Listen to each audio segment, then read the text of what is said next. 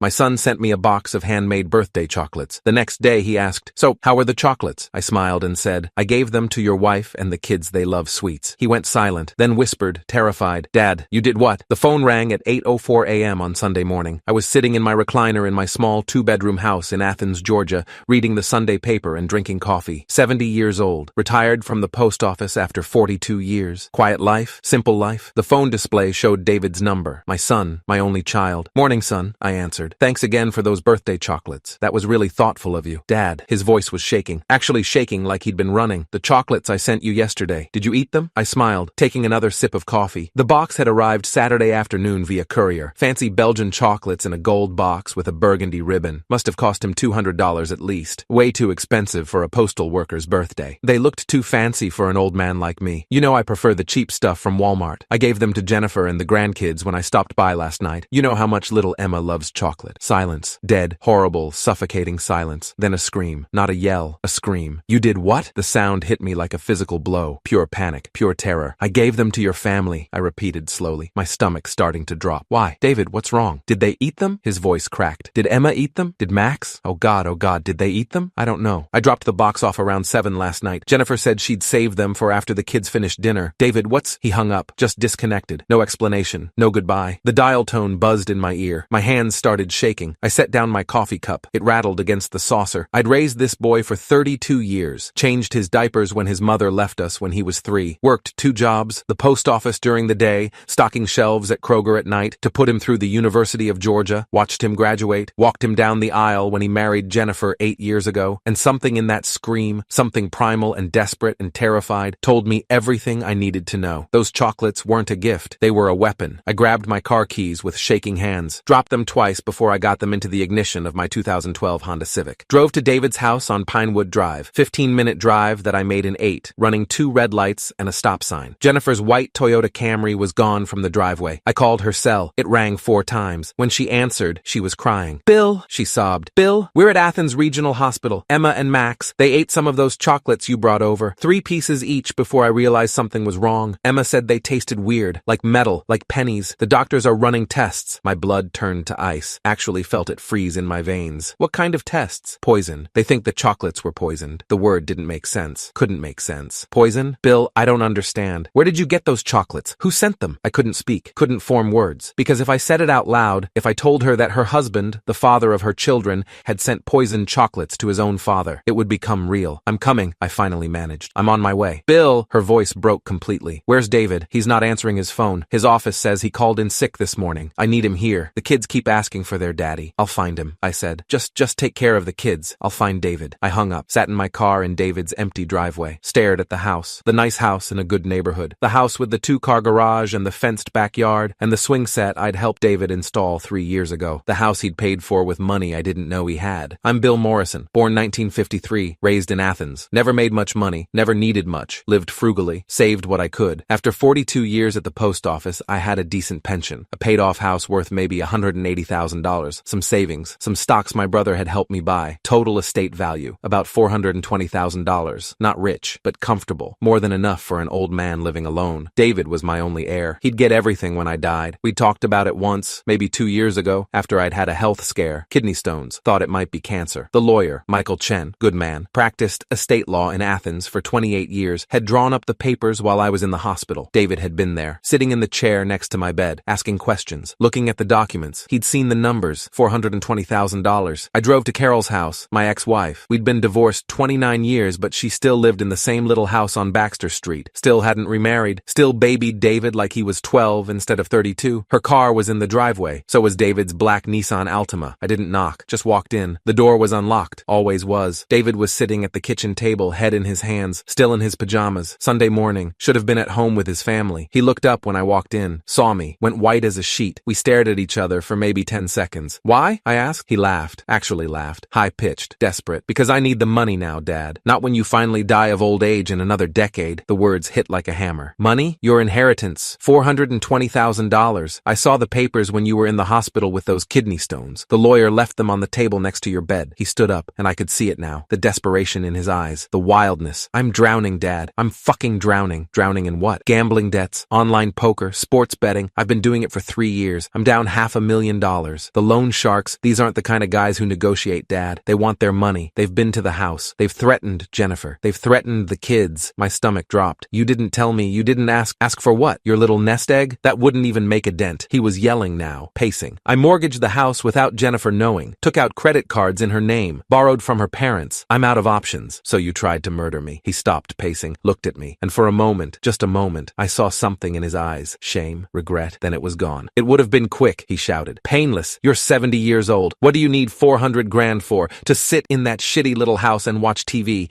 I need it now. I have a family to protect. You almost killed your children. His face twisted. That was your fault. He slammed his fist on the table. A coffee mug jumped. You were supposed to eat them, not share them like some fucking saint. You never eat gifts. You always say they're too fancy. I planned this for weeks. The rage in his voice, the entitlement, the complete absence of remorse. You almost killed Emma and Max, I said quietly. Your own children. Because you gave them the chocolates. You ruined everything. Carol appeared in the doorway. She'd been listening. Her face was pale, shocked. David, she whispered. What have you done? Shut up, Mom. He didn't even look at her. Kept his eyes on me. He deserves this. He's lived his life. He's old. He's got nothing to live for except watching us struggle. Something broke inside me. Not my heart. That had already broken when I'd realized what he'd done. Something deeper. The part of me that was his father. The part that had loved him unconditionally for 32 years. That part died right there in Carol's kitchen. I'm calling the police, I said. No, you won't. David smirked. Actually smirked. You're too weak. You've always been weak. You've never punished me for anything. Never even spanked me when I was a kid. Remember that? Mom used to beg you to discipline me and you never did. He was right. I had been weak. I'd wanted to be the good parent, the one David loved. After Carol left, I'd overcompensated, let him get away with things, made excuses. I'd created this monster. You're right, David, I said calmly. I have been weak. I turned and walked toward the door. See? I told you, he yelled after me. You won't do anything. You never do. Go home, old man. Forget this happened. I'll figure out the debt myself. I got in my car, started the engine, sat there for a moment. Then I called my lawyer. Michael, it's Bill Morrison. I need you to do something for me. Today. Right now. Bill, it's Sunday morning. I'm at church with my son tried to poison me. He sent me chocolates laced with arsenic for my birthday. I gave them to his children. They're in the hospital right now. Silence. Then, I'm leaving church now. Where are you? I need to hire a private investigator. I need documentation, evidence, everything we can find. And Michael, my voice cracked. I need to change my will. Today. I'll make some calls. Meet me at my office in an hour. I drove to Athens Regional Hospital. Found Jennifer in the pediatric wing, 4th floor. She was sitting between two beds. Emma on the left, 8 years old, dark hair like her mother. Max on the right, 6 years old, blonde like David had been as a child. Both of them had IVs. Both looked pale, sick. Jennifer stood when she saw me, hugged me tight. She was shaking. What did the doctors say? I asked. They're running toxicology tests, blood work. They keep asking me where the chocolates came from, what brand, whether I noticed anything unusual. She pulled back, looked at me. Bill, what's going on? Where's David? I couldn't tell her. Not yet. Not until I knew for sure. I don't know, I lied. First lie I'd told her in 8 years of knowing her. A doctor appeared. Young woman, maybe 35, white coat, stethoscope around her neck. Name tag, Dr. Sarah Chen, pediatric emergency medicine, 8 years experience. Mr. Morrison, I'm Dr. Chen. I've been treating Emma and Max. What's wrong with them? She glanced at Jennifer, then at me. Can we speak privately? No, Jennifer said immediately. Whatever you have to say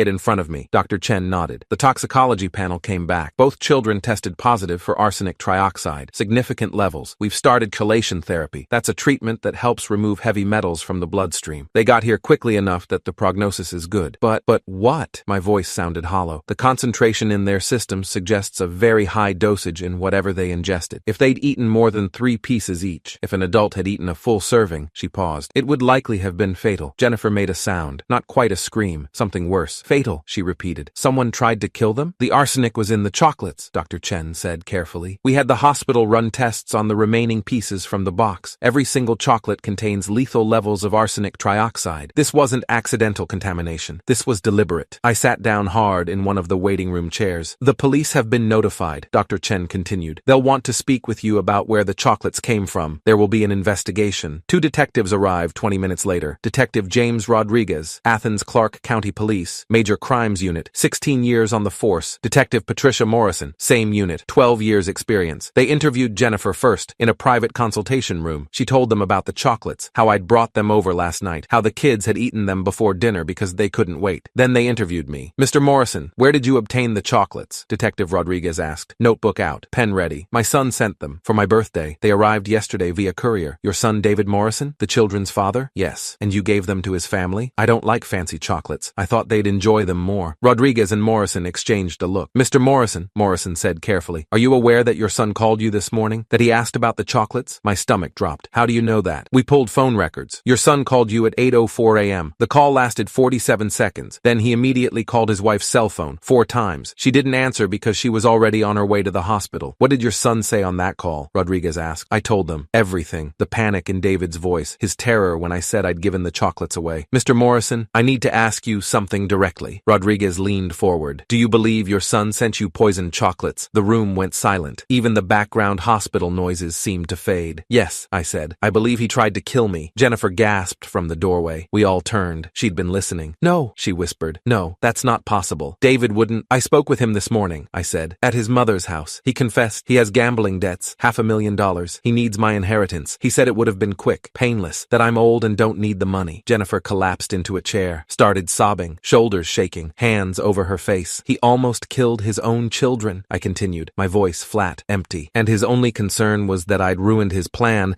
by giving the chocolates away. Rodriguez stood. We need to bring your son in for questioning. Do you know where he is now? He was at his mother's house, 2847 Baxter Street, Carol Morrison. We'll send units there now. He looked at Jennifer. Mrs. Morrison, I know this is difficult, but we'll need you to come to the station to give a formal statement. I want a divorce, Jennifer said suddenly, looked up at me with red, swollen eyes. Bill, I'm filing for divorce. Today. I don't care what it takes. I'm taking the kids and we're leaving. He's never coming near them again. 3 hours later, David was arrested at Carol's house. Attempted murder, 2 counts of child endangerment, possession of a controlled substance. The police found more arsenic trioxide powder hidden in his car. He fought, screamed, claimed I was lying, that I was a senile old man making up stories. Then they played his phone call recording, the 8:04 a.m. call, the one where he'd panicked. They'd subpoenaed it from his cell carrier. His lawyer, court-appointed, young guy fresh out of law school, told him to stop talking, but David couldn't help himself. In the interrogation room, I know because Rodriguez told me later, David kept insisting it was my fault, that I'd ruined everything by being generous, that I should have eaten the chocolates myself. He never once asked about his children. Michael Chen, my lawyer, worked fast. By Tuesday, we had a full report from the private investigator he'd hired. Patricia Walsh, former Atlanta PD detective, 23 years in law enforcement, now running her own PI firm. She'd found everything. Receipts from Artisan Chocolates of Atlanta, high-end chocolate shop in Buckhead. David had purchased a custom box 2 weeks ago, paid $340 in cash. Text messages between David and someone named Rick discussing solving the problem and making it look natural. Rick turned out to be Ricardo Martinez, known loan shark, currently under investigation by the FBI. Bank records showing David had mortgaged the house for $180,000 without Jennifer's knowledge. Forgery. She hadn't signed the documents. Credit cards opened in Jennifer's name. $47,000 in debt she didn't know about. Online gambling accounts showing losses of $523,000 over 3 years. He's been living a double life, Michael said, spreading the documents across his conference table. Secret accounts, secret debts, criminal associations, and when it all came crashing down, he decided you were the solution. He's my son, I said. The words felt empty. He stopped being your son when he put arsenic in chocolate and tried to kill you. The arraignment was Friday. David pleaded not guilty. His lawyer argued entrapment, coercion, mental incompetence. The prosecutor, Assistant DA Jennifer Walsh, no relation to the PI, 18 years prosecuting major crimes in Georgia, presented the evidence, the phone recordings, the chocolate receipt, the text messages, the arsenic powder in his car. The judge, Marcus Chen, Superior Court, 26 years on the bench, set bail at $500,000. David couldn't make it. Sat in Clark County Jail awaiting trial. Jennifer filed for divorce on Monday. Emergency custody of the children. Restraining order, preventing David from any contact. She moved herself and the kids in with her parents in Watkinsville. Changed her phone number. Changed the locks. Told the kids their daddy was sick and getting help. Emma asked me once, Papa Bill, is Daddy going to jail? Yes, sweetheart. Because he hurt us? Because he made very bad choices. I don't want to see him anymore. You don't have to. 3 weeks after the poisoning, everything was ready. Michael had drawn up new estate documents. The private investigator had compiled a comprehensive report. The prosecutor had built her case. David had been calling me from jail. Collect calls. 10, 15 times a day. I never answered. Let them all go to voicemail. The messages started apologetic. Dad, I'm so sorry. I wasn't thinking straight. Please help me. Please post bail. Then angry. This is your fault. You should have just eaten the fucking chocolates. Now my life is ruined. Then desperate. Dad, please. I need help. The guys I owe money to. They're threatening Mom. They know where she lives. Please, just pay them. Use my inheritance. It's going to be mine anyway. I saved every message. Forwarded them to the prosecutor. I decided I needed closure. Needed to show David, and maybe myself, that I was done being weak. I invited everyone to Sunday dinner, 3 weeks after the poisoning. Emma and Max were home from the hospital, still recovering but healthy. Jennifer had agreed agreed to come, even Carol, despite her protests that I was being too hard on David. I prepared dinner myself. Pot roast, mashed potatoes, green beans, David's favorite meal growing up. They arrived at 5:30 p.m. Jennifer helped the kids wash their hands. Carol set the table. Everyone tried to act normal, but the tension was suffocating. We sat down, said grace, habit from when the kids were smaller, started eating. Then I stood up. I have an announcement to make. Emma looked up from her mashed potatoes. What is it, Papa Bill? I'm giving away my inheritance. Carol set down her fork. Bill, this isn't the time. To the kids, Emma and Max, in trust until they're 25. Jennifer's hand flew to her mouth. The house, the savings, the stocks, the pension benefits, all of it. $423,000, split equally between Emma and Max Morrison. I pulled out the documents, the new will, the trust documents, all signed and notarized. These are your children, I said, looking at Carol, looking at Jennifer. The children David tried to murder for money. Jennifer grabbed the papers, read them, started crying. Bill, you can't. This is too much. It's already done. Michael filed the paperwork yesterday, legal and binding. Emma was confused. Papa Bill, why would Daddy try to hurt us? Because he wanted my money, sweetheart, and he was willing to hurt people to get it. I pulled out the rest of it. The hospital reports showing arsenic poisoning, the toxicology results, the police report, the evidence the private investigator had gathered, receipts from the chocolate shop, text messages to the loan shark, the phone recording where David had panicked when I'd told him about giving away the chocolates. I spread it all across the dining room table. Let Jennifer see it. Let Carol see it. Made it real. David sent me chocolates laced with arsenic for my 70th birthday, I said clearly, calmly. He intended to kill me, to inherit my estate, to pay off his gambling debts. When I gave those chocolates to his children instead, he didn't rush to the hospital to save them. He went to his mother's house to hide, and when I confronted him, he blamed me for ruining his plan. Jennifer was sobbing, full-body sobs. Emma and Max looked terrified. Carol was shaking her head. He's still your son, Bill. He made a mistake. He needs help, not he needs prison, I interrupted. He tried to commit murder. He's a danger to everyone around him. You can't do this to him. He's family. No, I said. He stopped being family the day he chose $400,000 over his children's lives. The doorbell rang. I'd called Detective Rodriguez that morning, told him I had more evidence, told him about the voicemails, asked him to come by at 6 p.m. I opened the door. Rodriguez stood there with Detective Morrison, 2 uniformed officers behind them. Mr. Morrison, Rodriguez said, we have a few follow-up questions about your son's case. Come in, please. I have people here who need to hear this. They walked into the dining room. Jennifer stood up. Carol went pale. Mrs. David Morrison, Rodriguez addressed Jennifer. We want to inform you that additional charges are being filed against your husband. Based on evidence gathered from his jail calls and the ongoing investigation,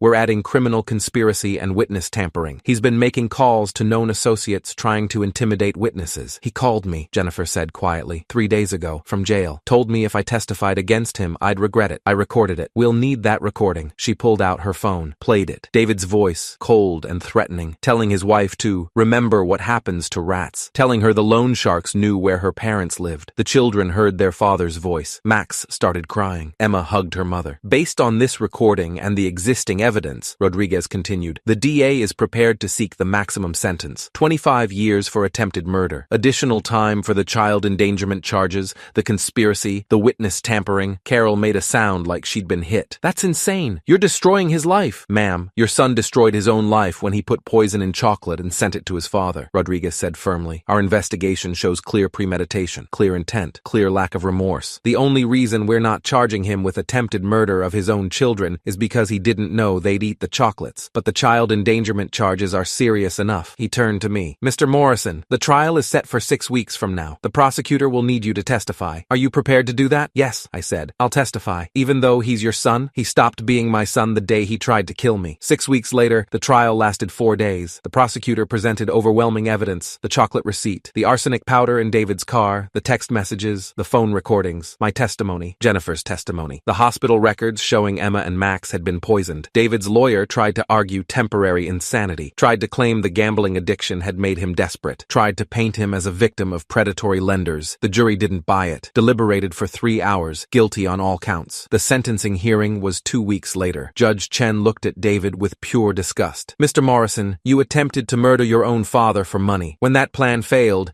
and your children were poisoned instead, you showed no remorse, no concern for their welfare, only anger that your plan had been disrupted. You are a danger to society and to your own family. He sentenced David to 20 years in prison for attempted murder, an additional 5 years for child endangerment, to run consecutively, 25 years total. David would be 57 years old when he got out. His children would be adults. His wife would have moved on. His life would be over. As they led him away in handcuffs, David looked at me one last time. I hope you're happy, he said, voice flat, empty. empty. I'm not happy, I told him. But your children are safe, and they'll have money for college when they turn 25. Money you tried to steal. That's justice. They'll forget about me, probably. But they'll remember what you did, and they'll never let anyone hurt them for money again. The guards took him away. I walked out of that courtroom with Jennifer beside me. She'd remarried, nice guy, accountant, good with the kids. Emma and Max called him Dad now, called me Papa Bill. We drove to my house, the house I'd almost died in, the house that was now in a trust for the grandchildren. I'd be allowed to live there until I died. Then it would belong to Emma and Max, along with everything else I'd saved for 42 years. Not much, not compared to the wealth some people had, but enough to send 2 kids to college, enough to give them a start in life. Carol called me that night. I hope you're satisfied. Your own son is going to prison. My son tried to kill me, then he almost killed his children. He brought this on himself. You could have forgiven him, could have helped him. I helped him for 32 years, made excuses, enabled him. Look where that got us. He's still your blood. Blood doesn't mean anything when it's poisoned with arsenic and greed. I hung up, blocked her number. She'd chosen David over truth. Let her live with that choice. I'm writing this 2 years after the poisoning. Emma is 10 now. Max is 8. They're thriving. Therapy helped. Time helped. Distance from their father helped. They ask about him sometimes. Is Daddy still in prison? Yes. Will he ever come out? In many years, when you're much older. Will we have to see him? Only if you want to. We don't want to. Then you won't have to. David writes letters sometimes. To Jennifer. To the kids. To me. Jennifer throws them away unopened. She got a restraining order that extends to written correspondence. The kids don't know he writes. Don't need to know. The money sits in trust. Growing. Invested in index funds. By the time Emma turns 25, her half will be worth maybe $300,000. Enough to buy a house. Start a business. Live without debt. Max is half the same. They'll never have to struggle the way I struggled. Never have to work 2 jobs to make ends meet. Never have to choose between eating and saving. That's what David's greed bought them. Freedom. People ask me if I'm angry, if I hate my son. I don't. Hate requires caring. Anger requires connection. David severed that connection when he dissolved arsenic into Belgian chocolate and mailed it to me with a birthday card that said, "To the best dad in the world." He wanted $400,000 badly enough to kill for it. Instead, his children got every penny, and he got 25 years to think about what he'd lost. I call that justice. He said I was too weak to punish him, too soft to stand up for myself, too pathetic to fight back. He was right about who I'd been, but he forgot that even weak men have limits. And when you cross them, when you poison your own father and accidentally poison your own children, weakness becomes something else, becomes strength, becomes justice, becomes a 70-year-old postal worker standing in a courtroom and watching his son go to prison. David wanted my inheritance so badly, he was willing to kill for it. Now his children have it all, and he'll never touch a single dollar. The boy I raised died the day he chose money over his children's lives. I'm just glad I lived long enough to make sure everyone knew it.